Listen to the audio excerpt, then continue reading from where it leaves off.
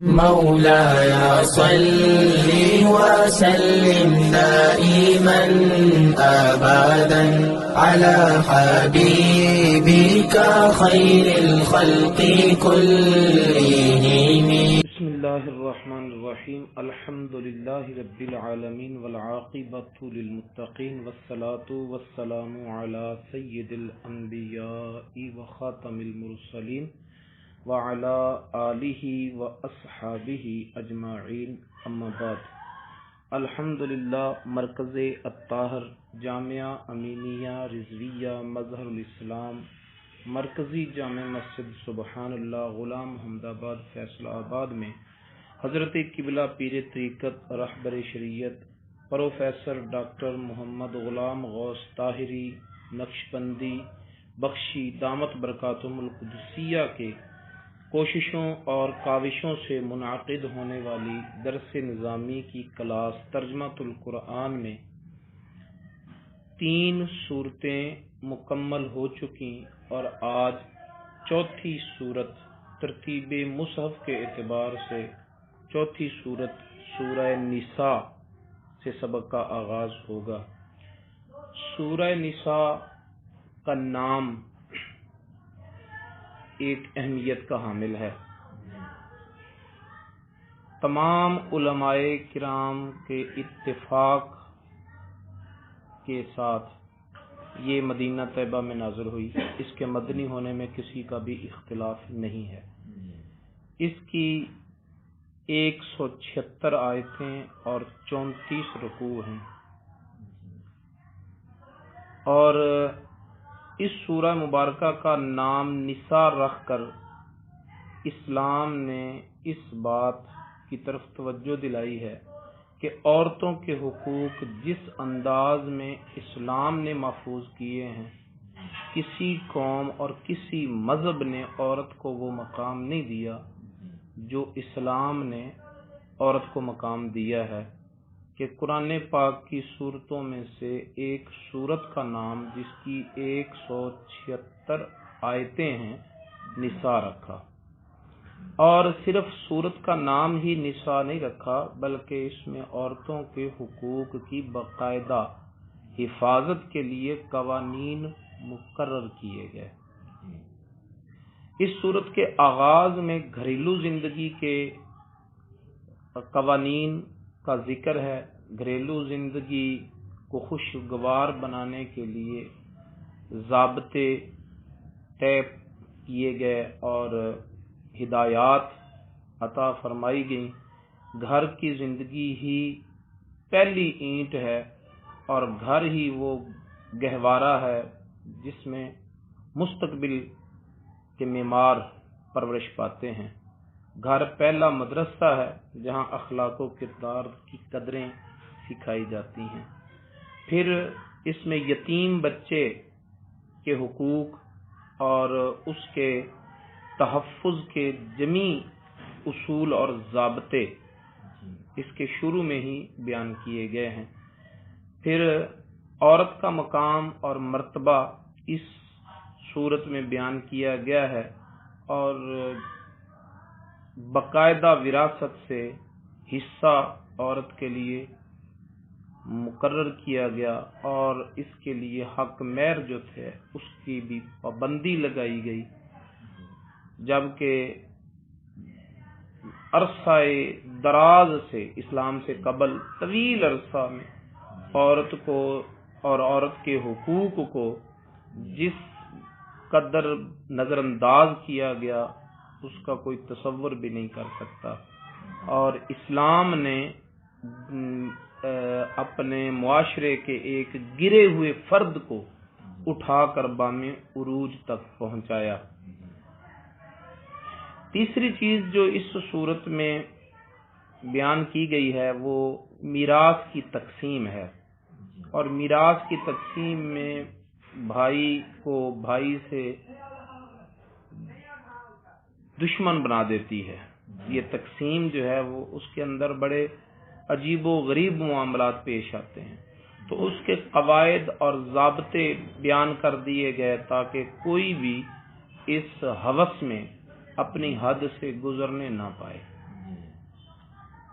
اس آیت سورت کے مضامین کچھ اس انداز میں بھی ہیں کہ غزوہ بدر کا جو معرکہ، بدر سے جو حق اور باطل کی جنگ کا آغاز ہوا تھا اور احد میں مسلمانوں کی کثیر تعداد شہید ہوئی تھی، تو اس سے پھر یہودیوں اور منافقوں اور مشرک قبائل کے اندر ایک جذبہ پیدا ہو گیا، ایک سوچ پیدا ہو گئی، اور اس سے وہ انہیں اور زیادہ اسلام کے خلاف ہرزہ سرائی اور محاذ آرائی کرنے کا ایک ذہن بنا کہ بدر کی طرح ہر دفعہ ایسا نہیں ہوتا، کبھی ہم ان پر چڑھائی کر بھی سکتے ہیں۔ تو جب ان کا ارادہ جو تھا مشرکین، منافقین اور یہود و نصارہ کا اس صورت کو اختیار کر گیا، تو پھر اللہ تعالیٰ نے اہل ایمان کو بھی مزید جذبات شہادت کے دیے اور انہیں بھی اسلام کی خاطر جان تک کی بازی لگانے کا حوصلہ دینے کے لیے تیار کیا۔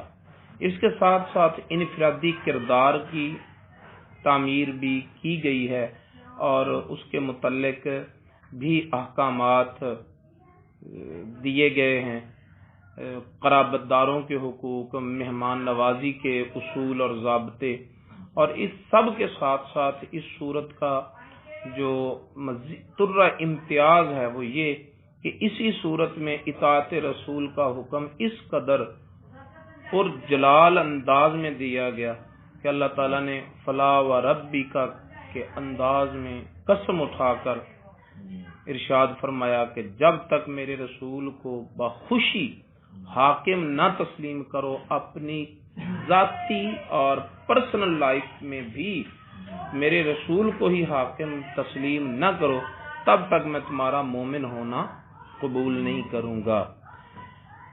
زمانہ نزول کے بارے میں اب ہم بڑی آسانی کے ساتھ اس نتیجے تک پہنچ سکتے ہیں کہ محققین علماء کرام کی رائے بھی یہی ہے کہ جنگ احد کے آغاز میں،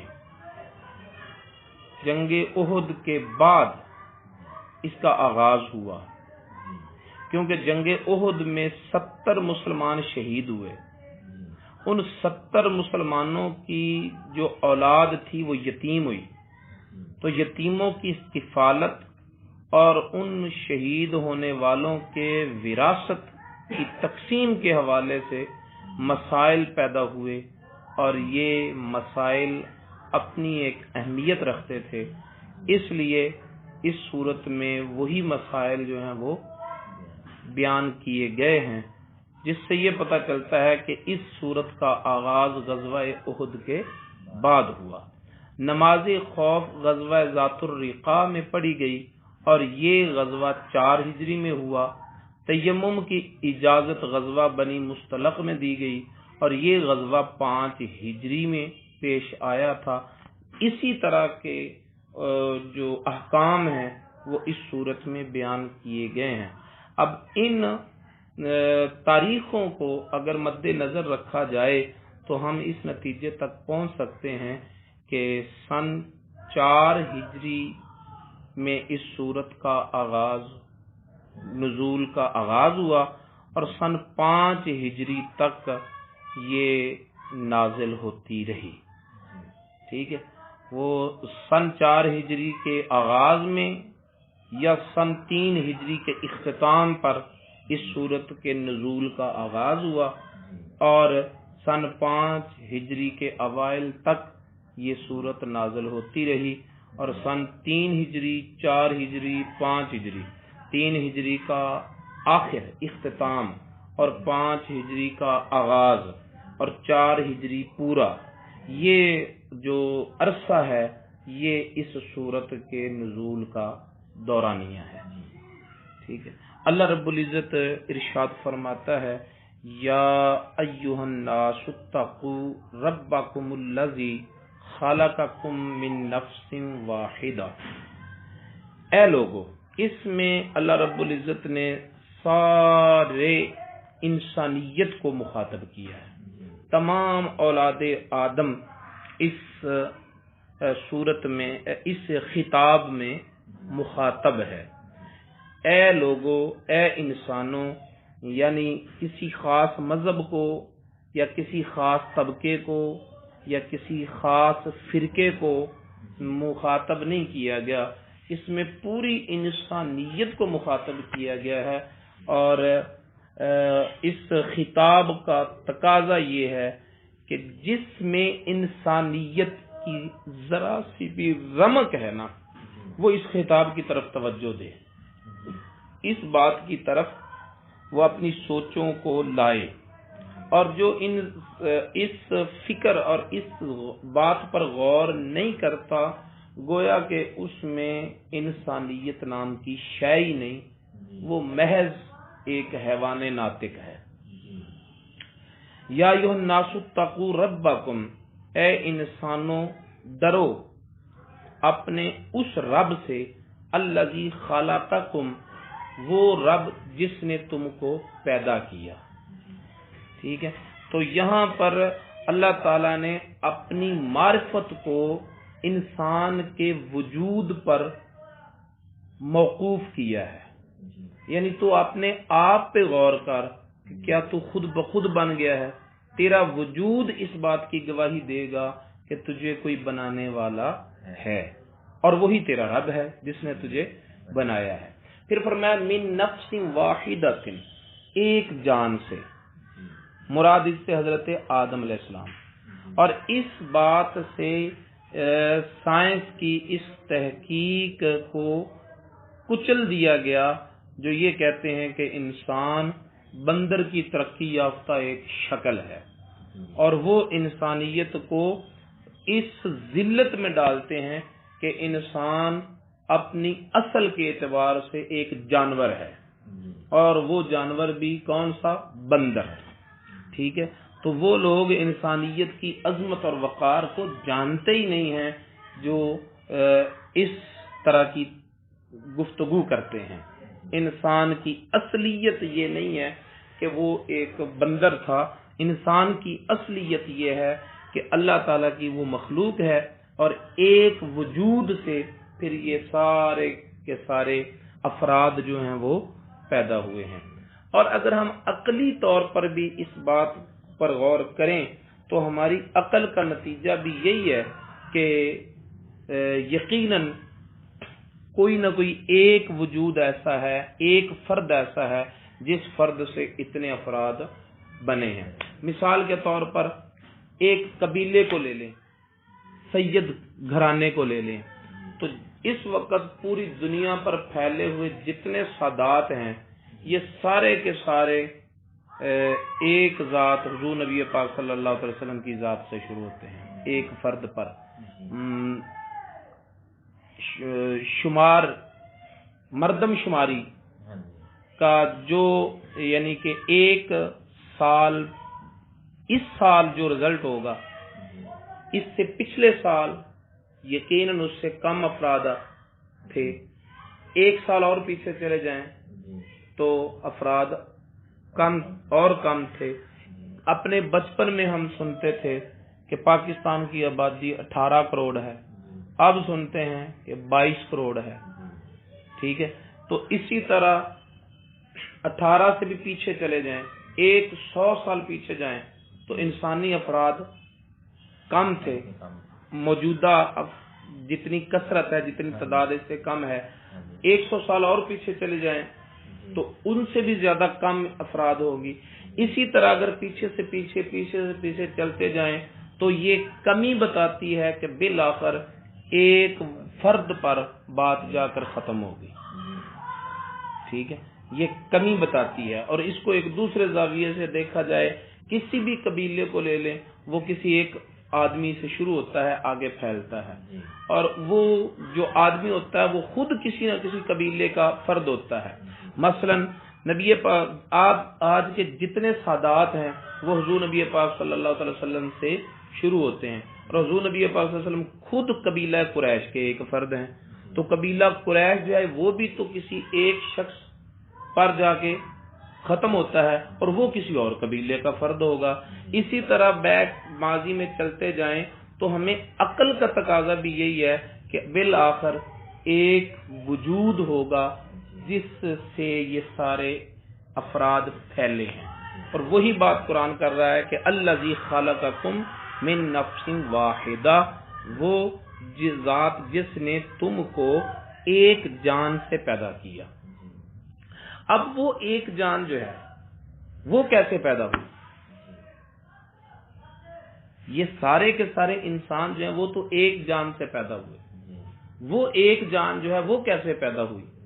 وہ یقیناً اس توالد و تناسل کے طرز سے جس انداز میں معمول کے مطابق انسان کی نسل چلتی ہے اس طریقے سے پیدا نہیں ہوا، کیونکہ اس کے لیے پھر ہمیں اس کا بھی باپ ماننا پڑے گا، اور یہ عقل جو ہے اس کے تقاضے کے خلاف ہے کہ آپ بالآخر ایک فرد پر بات منتہی ہونی ہے، اور وہ فرد جو ہے وہ تلاش نہیں ہو سکے گا۔ ٹھیک ہے، ایک فرد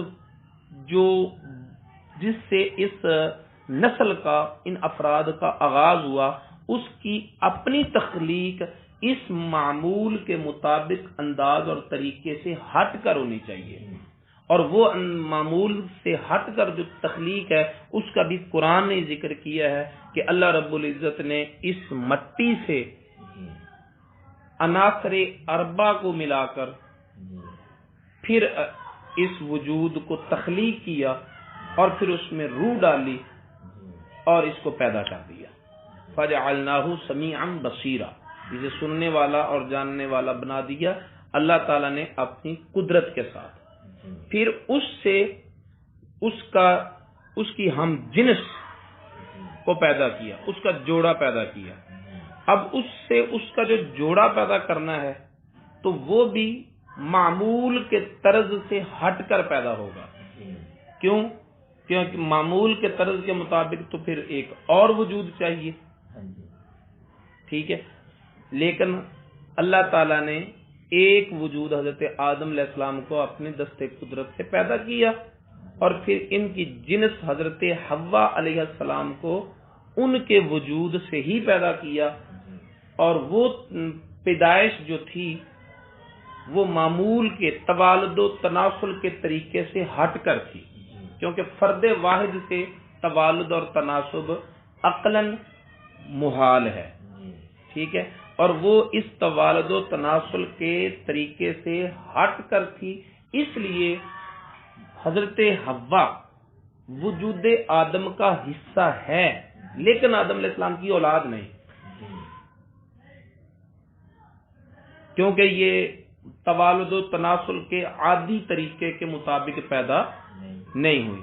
ان کو ان کی بیٹی نہیں کہہ سکتے، ہے انہی کے وجود سے پیدا ہوئی، لیکن ان کی بیٹی نہیں کہہ سکتے۔ جس طرح کے بعض اوقات زخموں میں کیڑے پڑ جاتے ہیں تو وہ کیڑے جاندار ہیں، انسانی وجود سے پیدا ہوئے ہیں، لیکن ان کیڑوں کو انسان کی اولاد تو نہیں کہا جاتا۔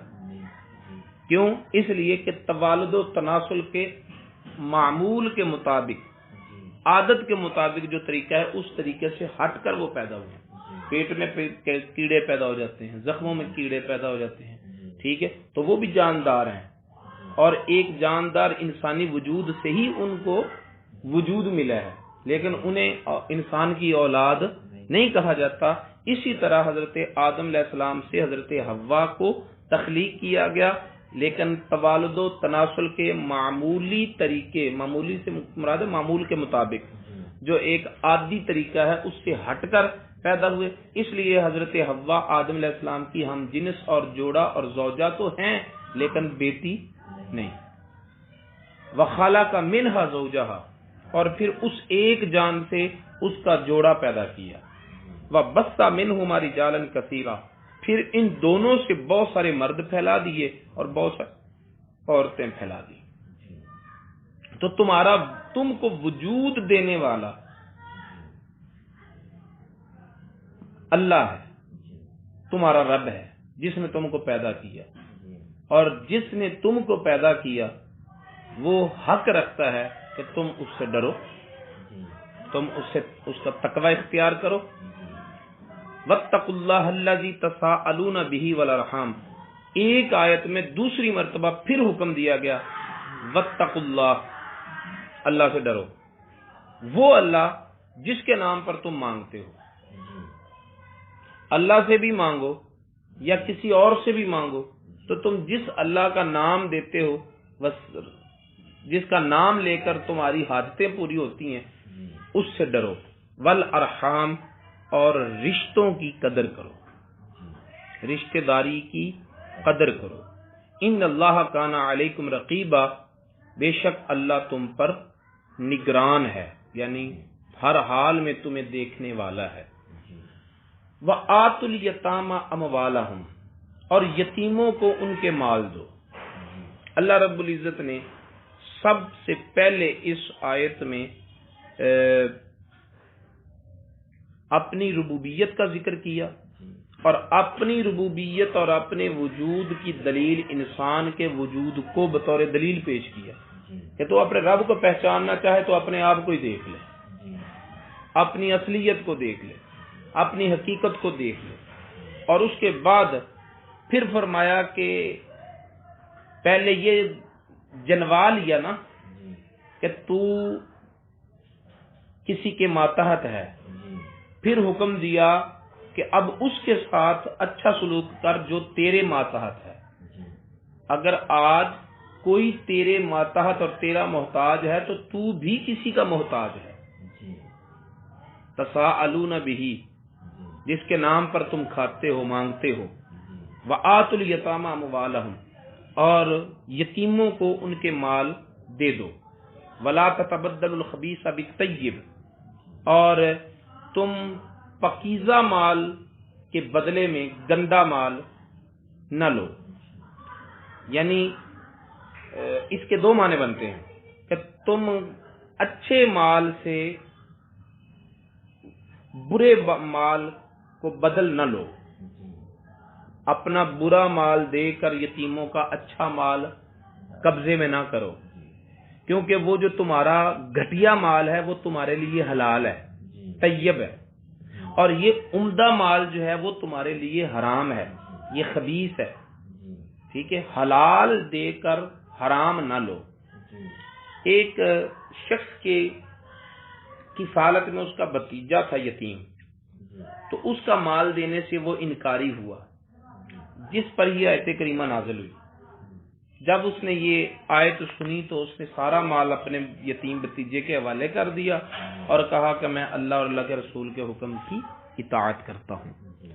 ان احکامات سے پہلے یتیموں کے مال کھانے کو وہ کوئی اتنا بڑا جرم نہیں سمجھتے تھے، بلکہ اپنی عادت اور مشغلہ سمجھتے تھے۔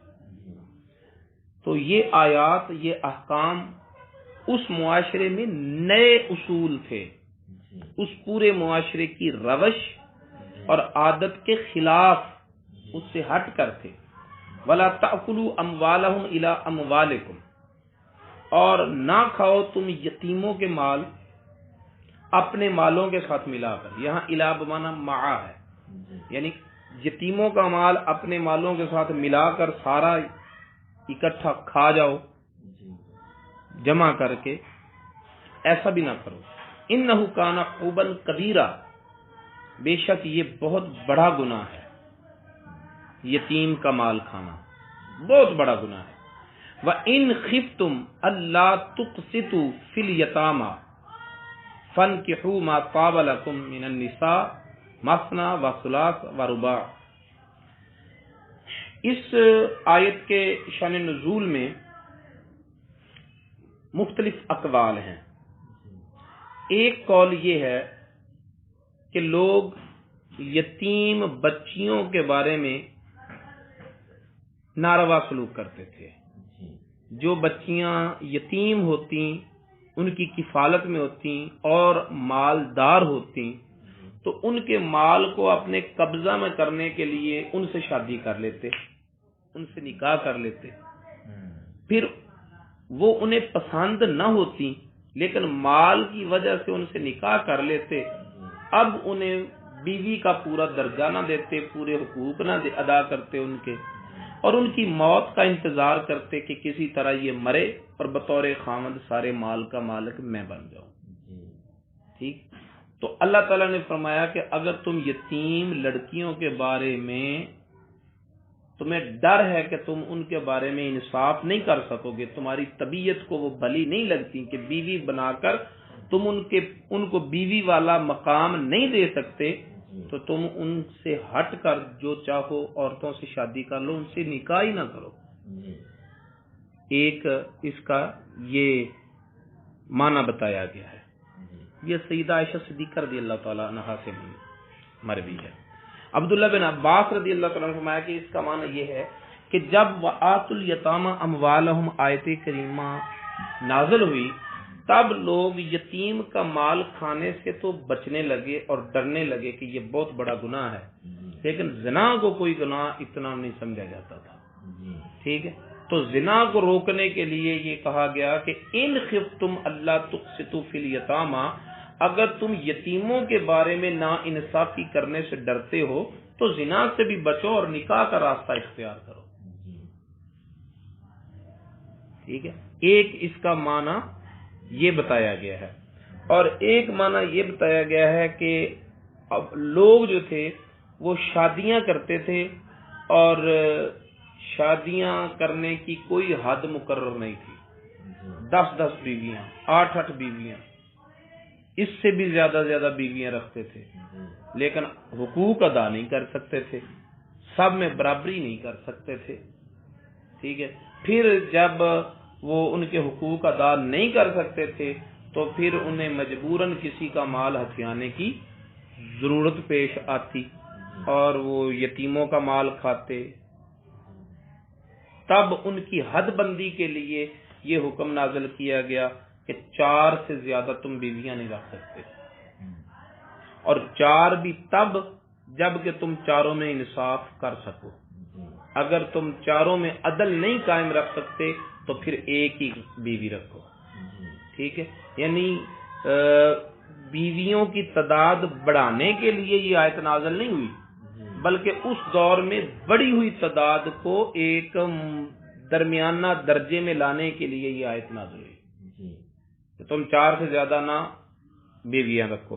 ایک شخص مسلمان ہوا، اس کی 8 بیویاں تھیں، تو نبی پاک صلی اللہ علیہ وسلم میں اپنی پسند کی 4 رکھ لے، 4 کو چھوڑ دے. ایک شخص مسلمان ہوا، اس کی 10 بیویاں تھیں، اور وہ 10 کی 10 بیویاں بھی اس کے ساتھ ہی مسلمان ہوئی. نبی پاک صلی اللہ علیہ وسلم نے فرمایا کہ ان 10 میں سے تو 4 کو منتخب کر لے اور باقیوں کو تو چھوڑ دے.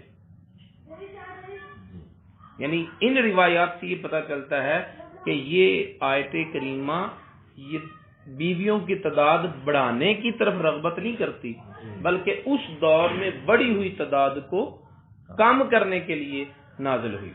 وَإِنْ خِفْتُمْ أَلَّا تُقْسِطُوا فِي الْيَتَامَى، اگر تمہیں ڈر ہے کہ تم نہیں انصاف رکھ سکتے یتیم بچیوں کے بارے میں، فَانْكِحُوا مَا طَابَ لَكُم مِّنَ النِّسَاءِ مَثْنَىٰ وَثُلَاثَ وَرُبَاعَ، تو تم نکاح کرو ان سے جو تمہیں اچھی لگیں، عورتوں میں سے جو تمہیں پسند آئیں، مثنا 2 وثلاثہ 3 ورباع 4 بس. فَإِنْ خِفْتُمْ أَلَّا تَعْدِلُوا، پھر اگر تم خوف کرو کہ تم عدل نہیں کر پاؤ گے، سب کو ایک جیسی رہائش دینا، سب کو ایک جیسا لباس پہنانا، سب کو ایک جیسا کھانا دینا، ایک جیسی سہولیات دینا اور ایک جیسا وقت دینا، یہ ساری عورتوں میں مساوی ہوگا، برابر کا ہوگا. اگر تم یہ عدل نہیں کر سکتے فواحدۃ، تو پھر ایک ہی، او ما ملکت ایمانکم، یا پھر جو جن کے مالک ہیں تمہارے دائیں ہاتھ یا تمہاری لونڈیاں. ٹھیک ہے. لونڈی کو ام ولد بنا لو، یعنی جس لونڈی سے اس کا مالک جمع کر لے وہ اس کی ام ولد بن جاتی ہے، جس سے اس کی اولاد ہو جائے. ٹھیک ہے. تو اب اس کا حکم جو ہے یہ ہوتا ہے کہ اس کو بیچ نہیں سکتا، جس کو ام ولد بنا لے اس کو بیچ نہیں سکتا، آزاد کر سکتا ہے یا وہ اس کے مرنے پر خود آزاد ہو جائے گی. ذالک ادنا اللہ تعولو، یہ زیادہ قریب ہے اس کے کہ تم ظلم نہ کرو. ٹھیک ہے، تمہیں ظلم سے نکالنے کے یہ زیادہ قریب ہے اگر تم اس اصول کو اپناؤ. آج ہمیں یہ اصول کوئی خاص اہمیت ہماری ذہنوں میں اس کی نہیں بیٹھتی، لیکن جس دور میں یہ قانون بنایا گیا تھا اس دور میں اس کی بڑی اہمیت اس لیے تھی کہ عورتیں اس وقت انتہائی ذلت میں تھیں اور طرح طرح کی انہیں دشواریوں کا سامنا کرنا پڑتا تھا. تو اس قانون نے عورتوں کے حقوق کی حفاظت کی. وَآتُوا النِّسَاءَ صَدُقَاتِهِنَّ نِحْلَةً، اور تم عورتوں کو دو ان کے حق میں خوشی خوشی. عورتوں کو خوشی خوشی ان کے حق میں دو، یعنی عورتوں کو دو، مطلب یہ ہے کہ ان کے وارثوں کو نہیں، عورتوں کو دو. یہ عورت کا حق ہے، اس کے وارث کا نہیں، اسے ملنا چاہیے. ٹھیک ہے، اور تمہیں دینا چاہیے اور خوشی سے دینا چاہیے. ٹھیک ہے، جہاں پر خرچ نہیں کرنا، اسلام نے شادی میں 2 جگہ پر ہی خرچ کرنے کا حکم دیا ہے، اور وہ بھی اپنی بساط کے مطابق. ایک حق مہر دیتے ہوئے، اور وہاں کہا ہے کہ یہ خوشی سے ادا کرو، اور اس کی کم سے کم مقدار جو ہے وہ 10 درم، 2 تولے 6 ماشے 7 رتیاں چاندی یا رائج الوقت اس کی قیمت، یہ کم سے کم ہے. اور زیادہ سے زیادہ تم خزانے بھی دے دو تو حق مہر میں دینا چاہیے، اور یہ خوشی سے دینا چاہیے. دوسرا، دعوت ولیمہ کرنے کا حکم ہے، اور اس کے لیے پرتکلف کھانے کا اہتمام کرنے کی بھی ضرورت نہیں. نبی پاک صلی اللہ علیہ وسلم نے اپنی بعض شادیوں میں دودھ کے گلاس پر بھی دعوت ولیمہ کی ہے، بعض میں کھجوریں پیش کی ہیں. ٹھیک ہے، تو اگر امام الانبیاء کا ولیمہ اتنا سادہ ہو سکتا ہے تو باقی امت کا کیوں نہیں اتنا سادہ ہو سکتا. اور ہمارے معاشرے میں یہ دونوں چیزیں جو ہیں وہ ضائع ہو گئی. جب حق مہر دینے لگتے ہیں تو رونے لگتے ہیں، اور اپنے چہرے کے تاثرات اس وقت دیکھنے والے ہوتے ہیں، اور جب وہ ولیمہ کھلاتے ہیں تو اس پر نیوندرا لے لیتے ہیں. جو دعوت ہوتی ہے، دعوت پیسے لے کر کھلانے کا نام تو دعوت نہیں ہے. یعنی جو 2 موقع اسلام نے حکم دیے ہیں وہ دونوں ضائع کر دیے، اور شادی کر کے یہ 10-15 لاکھ روپے کا مقروض ہو چکا ہے. وہ 10-15 لاکھ روپے کہاں سے صرف ہوئے؟ ہر کام امیروں والا. شادی ہال بکنگ کرنی ہے تو امیروں والا شادی ہال ہونا چاہیے، گاڑی سجاوٹ کرنی ہے تو امیروں والی ہونی چاہیے، لباس جو لینا ہے دلہے کا دلہن کا وہ امیروں والا ہونا چاہیے. اور جب حق مہر کی باری آئی تو حق مہر شرعی کسے کہتے ہیں؟ جو کم سے کم ہو. حالانکہ یہ شرعی حق مہر نہیں ہے. شریعت میں حق مہر ہے سب سے پہلا حق مہر مثلی. حق مہر مثلی کا مطلب یہ ہے کہ لڑکی کی ماں، اس کی بہن، اس کی خالہ، اس کی پھپھو، ان کا حق مہر جتنا تھا اتنا اسے ملے. اس کو کہتے ہیں حق مہر مثلی. اور یہ ہمارے ہاں رواج نہیں ہے. اس دور میں حق مہر عورتیں منہ سے بول کر لیا کرتی تھی کہ میں نے اتنا حق مہر لینا ہے. یہ تقاضا عورتیں کیا کرتی تھی. ہمارے معاشرے اور ہمارے دور میں بالخصوص اس خطہ پاک و ہند میں عورت کو اس قدر گرا دیا گیا ہے کہ وہ منہ کھول لیں تو اسے بے حیا کہا جاتا ہے. جبکہ عرب دنیا میں آج بھی عورتیں منہ مانگ کر حق مہر لیتی ہیں، اور یہ مطالبہ ان کا شرعی ہے اور شریعت نے انہیں اجازت دی ہے. لہذا اس کی ماں نے، اس کی خالہ نے، اس کی پھپھو نے جتنا حق مہر لیا تھا اتنا حق مہر اس کا یہ حق مہر مثلی ہے. ٹھیک. دوسرا حق مہر ہے جو دونوں کی آپس میں رضامندی سے طے ہو جائے. مرد دینے پر راضی ہو جائے، عورت لینے پر راضی ہو جائے، وہ حق مہر ہے جو آپ دونوں کا آپس میں طے شدہ ہو، باہمی رضامندی سے جو طے ہو جائے۔ تیسرا حق مہر ہے کہ جب مرد جو ہے وہ بالکل رونے لگ جائے اور اپنی غربت اور یتیمی مسکینی کا پرچار کرے کہ میں نہیں کچھ بھی دے سکتا، تو شریعت کہتی ہے کہ پھر کم سے کم 10 درہم تو تجھے دینے ہی پڑیں گے، اس سے کم تو، یعنی جس کو کم سے کم تعداد ہے، تیسرا لیول ہے جو حق مہر کا، اس کو ہم نے پہلے نمبر پر رکھا ہوا ہے۔ ابتدا میں ہی کہتے ہیں حق مہر شرعی، اور ان کی مراد کیا ہوتی ہے کہ نہ ہماری باہمی رضامندی اور نہ اس لڑکی کی جو خاندانی وقار ہے اسے بھی نہ دیکھو، اور اس کی قابلیت کو بھی نہ دیکھو، اور اس کی تعلیم، تعلم، حسن، زیبائش، یہ سب کچھ نظر انداز کرو۔ جس کے بغیر نکاح ہوتا ہی نہیں ہے نا، وہ آخری حد بتاؤ غریبوں والی، اور یہ بالکل ناجائز اور غیر اصولی بات ہے کہ تمہارے شادی اور موقع کے بیاہ کے موقع پر مثلا مہندی نکل رہی ہے تو شاہانہ نکل رہی ہے، اور حق مہر جو ہے وہ غریبوں والا دیا جا رہا ہے کہ جس کے بغیر آخری حد بالکل جہاں جس سے نیچے کچھ جائز ہی نہیں ہے وہ حد بتاؤ، ٹھیک ہے۔ یہ ایک غلط روش ہے جو ہمارے معاشرے میں رائج ہو چکی ہے، جس کو ختم ہونا چاہیے۔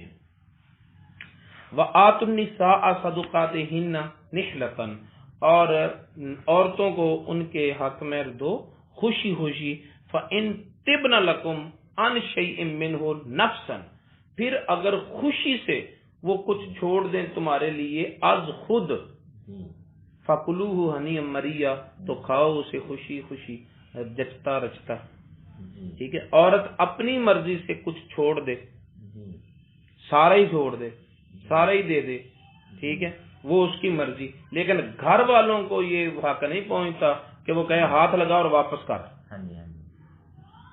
یہ بھی ایک غلط روش چلی ہوئی ہے کہ حق میں رکھنا نہیں چاہیے، ہاتھ لگا کے واپس دے دینا چاہیے، ٹھیک ہے، یہ بھی جبر ہے۔ عورت کو مکمل اختیار ہونا چاہیے، وہ اپنی مرضی سے سارا واپس کر دے، وہ اپنی مرضی سے آدھا واپس کر دے، وہ اپنی مرضی سے 1 روپیہ بھی واپس نہ کرے، اسے پورا حق ہے۔ اپنی مرضی سے اگر وہ کچھ چھوڑ دے یا دے دے تو فَخُلُوهُ، تو پھر تمہیں اجازت ہے کھاؤ پیو، اس کو خرچ کرو۔ وَلَا تُؤْتُوا السُّفَهَاءَ أَمْوَالَكُمُ الَّتِي جَعَلَ اللَّهُ لَكُمْ قِيَامًا، اور تم نہ سمجھ بچوں کو اپنے مال نہ دو، نہ سمجھ بچوں کے حوالے اپنے مال نہ کرو، وہ مال اللہ تعالیٰ نے جن کا تمہیں نگہبان بنایا ہے، اللہ تعالیٰ نے جن مالوں کو تمہارے لیے روزگار بنایا ہے، ذریعہ معاش بنایا ہے، تو وہ نہ سمجھ بچوں کے حوالے نہ کرو۔ وَارْزُقُوهُمْ، ہاں ان پر خرچ کرو، وَارْزُقُوهُمْ، انہیں کھلاؤ، فیہا، فی وانا منہ، کہ اس مال سے انہیں کھلاؤ، وَاکْسُوهُمْ، اور انہیں پہناؤ، وَقُولُوا لَهُمْ قَوْلًا مَعْرُوفًا، اور ان سے اچھی باتیں کرو، ان کی امیدیں توڑو نہ، ان کی امیدیں دلاتے رہو ان کو کہ یہ مال تمہارا ہی ہے، جب تم اس مال کو سنبھالنے کے لائق ہو جاؤ گے تو یہ تمہارے حوالے ہی کیا جائے گا، کسی اور کا اس میں حق نہیں ہے، تیرا ہی مال ہے۔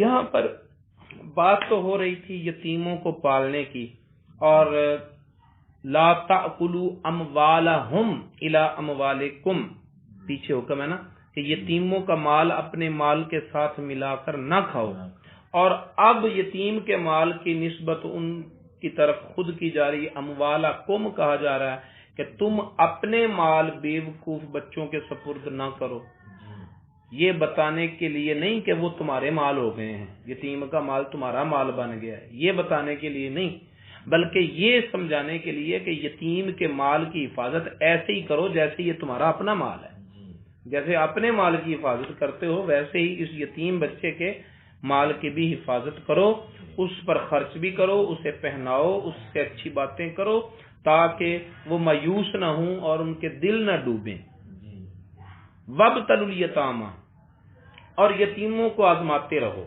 یعنی ضرورت سے زائد پیسے دے دو انہیں، لیکن اتنے دو کہ جتنے ضائع ہو جائیں تو اس کا نقصان نہ ہو۔ پھر دیکھو کہ وہ خرچ کہاں کرتا ہے، انہیں سنبھالتا ہے، ضائع کرتا ہے، اڑاتا ہے، غلط راستہ اختیار کرتا ہے، انہیں آزماتے رہو۔ حتی اذا بلغ النکاح، یہاں تک کہ جب وہ نکاح کی عمر کو پہنچ جائیں، یعنی وہ بالغ ہو جائیں، سمجھدار ہو جائیں۔ فَإِنْ آنَسْتُم مِّنْهُمْ رُشْدًا، پھر اگر تم محسوس کرو ان میں بہتری، قابلیت، صلاحیت کہ وہ اپنے مال کو سنبھال سکتا ہے اور ضائع نہیں کرے گا، فَادْفَعُوا إِلَيْهِمْ أَمْوَالَهُمْ، تو وہ ان کے مال ان کو ان کے حوالے کر دو۔ وَلَا تَأْكُلُوهَا إِسْرَافًا، اور تم یتیموں کی پرورش کرتے ہوئے ان کا مال ضائع کرتے ہوئے نہ کھاؤ۔ جہاں 1 روپے خرچ کرنے سے بات بن جاتی ہے وہاں 10 روپے نہ اڑاؤ۔ وَبِدَارًا أَن يَكْبَرُوا، اور اس جلدی میں، یہ جلدی کرتے ہوئے کہ کہیں وہ بڑے نہ ہو جائے، کہ یہ ان کے بڑے ہونے سے پہلے مال جو ہے نا وہ اس انداز میں خرچ کرو کہ کہیں کہ تم پر خرچ کیا ہے، تمہاری پرورش، تمہاری پڑھائی، تمہاری تعلیم و تربیت پر لگایا ہے، اور اس بہانے سے سارا اڑا خود جاؤ۔ میں اس طرح بھی ان کا مال نہ کھاؤ۔ یہ جو یتیم کا مال ضائع کرنا ہوگا وہ بھی یہی سمجھا جائے گا کہ تم کھا رہے ہو۔ وَمَنْ كَانَ غَنِيًّا فَلْيَسْتَعْفِفْ، تو جو غنی ہو، آج اپنے گھر میں جو اتنی وسعت رکھتا ہو، تو اسے چاہیے کہ یتیم کے اوپر جو اخراجات ہوئے ہیں نا وہ بھی یتیم کے مال سے نہ لے، یا یتیم کی پرورش کرنے میں جو اسے محنت اور کوشش کرنی پڑتی ہے تو اپنی اس اجرت کو یتیم کے مال سے نہ لے۔ اگر کوئی غنی ہے تو وہ یتیم کے مال کو کسی بھی صورت میں نہ لے، وہ بچے، اپنے دامن کو صاف رکھے۔ ومن کان فقیرن، اور جو ضرورت مند ہو، فقیر ہو، تنگ دست ہو، فلیأکل بالمعروف، تو وہ یتیم کی پرورش کرتے ہوئے، یتیم کی دیکھ بھال کرتے ہوئے، بطور اجرت، جتنی کسی کے بچے کی دیکھ بھال کرنے کی اجرت کوئی لیتا ہے اس دور میں، تو اتنے اس اعتبار سے اگر کھاتا ہے اس کے مال سے بھلائی کے ساتھ تو اسے اجازت بھی ہے۔ فَإِذَا دَفَعْتُمْ إِلَيْهِمْ أَمْوَالَهُمْ فَأَشْهِدُوا عَلَيْهِمْ، جب تم یتیموں کا مال یتیموں کے حوالے کرو تو پھر اس پر گواہ بنا لو۔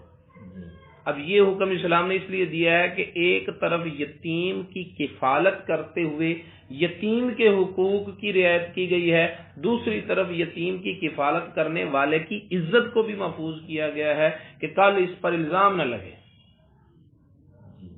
ٹھیک ہے، لہذا جب تم ان کے مال ان کے حوالے کرو تو تب گواہ بنا لو تاکہ کل یہ بڑا ہو کر یہ تم پر الٹا انگلی نہ اٹھا سکے۔ وَكَفَى بِاللَّهِ حَسِيبًا، اور حساب لینے کے لیے اللہ ہی کافی ہے۔